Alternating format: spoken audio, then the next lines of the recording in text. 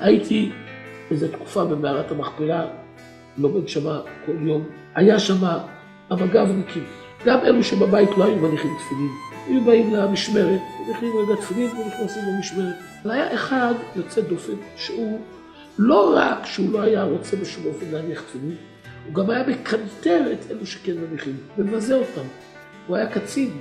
יודעים שהקצין מבזה את הפקודים שלו, זה משפיל אותם, זה קשה להם מאוד. יום אחד שמעתי אותו איך שהוא מדבר איתם קשות, על זה אומר להם שהוא בחיים שלו לא יניח תפילין, והוא מבטיח להם גם לעולם לא להניח תפילין. עד הקבר הוא יגיע מתפילין. קראתי לו, אמרתי לו, למה אתה כך אומר? הוא לא רוצה חיבור לתורה. שום מצווה בתורה ובחיים שלו לא קיים במצוות של בן אדם למקום. האמא שלו יהודיה והאבא שלו גוי. הוא יודע שעל פי ההלכה הוא נקרא יהודי, אבל זה לא מדבר אליו. אמרתי לו, אתה יודע מה זה תפילין בכלל? אמר לי בערך. אמרתי לו, אני רוצה להראות לך שאתה עוד 5 דקות תניח תפילין. הוא אמר לי, אתה בדמיונות, זה לא יהיה. הוא אומר, כך הוא הבטיח להם שבחיים הוא לא יניח תפילין. עד הקבר הוא מגיע מתפילין. אמרתי לו, לשמוע על תפילין אתה מוכן? הוא אומר לי, לדבר מה שאתה רוצה, חופשי חופשי. אמרתי לו, תסביר לי מה זה התפילין. כבר לוקחים 2 קופסאות, שמים אחת על היד, אחת על הראש, כתוב שם כמה דברים מהתורה, וזהו. אמרתי לו, אתה חיסרת? לא, מה חיסרתי? אמרתי לו, כשאנחנו עושים כמו שאתה אומר, 2 דברים קורים. הדבר הראשון, הנשמה שלנו עולה ומתחברת אל השם יתברך.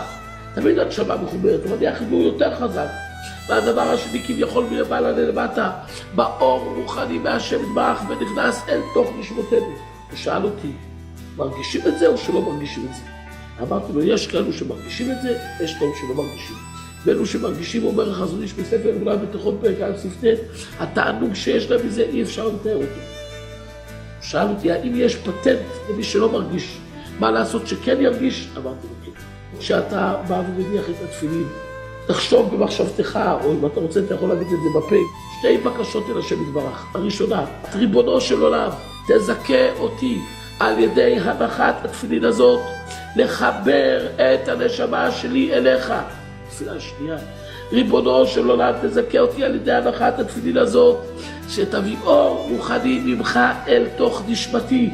ואפשר לחבר את זה בכל מצווה שיש, לא רק בהנחת תפילין. זה צריך להיות יומם בלילה המחשבה שמלווה אותנו. הוא שמע את הדברים, הוא אמר, אני חייב לנסות את זה. הוא לקח זוג תפילין וניגש שם בחדר שחרום, זה חדר של אברהם אבינו, והלך להניח. כשהוא לקח את התפילין בדרך, הפקודים שלו אמרו לה, מפקד, לאן אתה הולך? הוא אמר, תעזבו, תשאר אחד בהפרדי. הוא חזר אחרי 10 דקות, הוא אומר, מי שרוצה שיעמיד, מי שלא רוצה לא יעמיד. אני הרגשתי. ומאז יום היה בתקופה, הוא מניח תפילין, עד שהוא עזב את מערת המכפלה.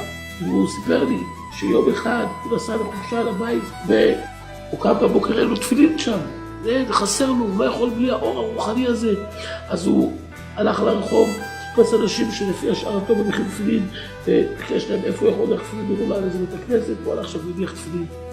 זה הסוד של החיים, שהנשמות צמאות אל השם יתברך, כאייל תערוג על אפיקי מים. הוא מסתובב במדבר, מחפש מעיין של מים זקים.